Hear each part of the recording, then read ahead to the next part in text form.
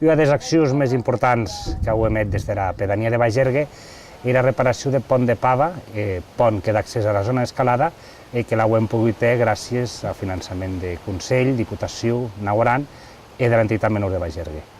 Un dels besuns que avui a Bagergue era la millora del son accés. I per això hem treballat en la millora i reforma de la carretera d'accés al poble de Bagergue, passant de 4 metres a 7 d'amplada, amb 2 carrils en cada sentit. Hem aparellat el camí de Santa Margalida, que avui és bausat per pas del temps, que hem reforçat la millor escollera de Peira, i a tau hem millorat la seguretat dels qui passegen i l'accés a vehicles a les finques privades. Tot això gràcies al Pla de Camins de la Diputació de Lleida i també gràcies al Grup d'Unitat d'Aran en la Diputació.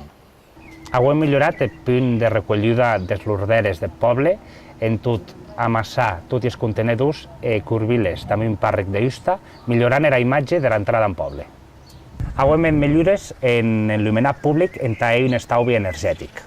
Viles Florides, que és una marca de qualitat turística de l'Agència Catalana de Turisme, ens ha permès avui un augment de visitants de més d'un 60% en l'època d'estiu respecte a l'any 2015. També en diverses accions que hem hagut a massa en diferents ajuntaments i administracions, com la publicació de Viles Florides del Pirineu de Lleida, i també la publicació dels tríptics explicatius de promoció de Bagergue i la promoció de la ruta dels Corners Espaci Floridi de Bagergue. I accions que vam enviar a terme pròximament va ser la millora dels barrancs de Seixes i Campallars, a son pas pel Camí Reial, i també iniciar una primera fase de soterrament de cablejat elèctric de Bagergue.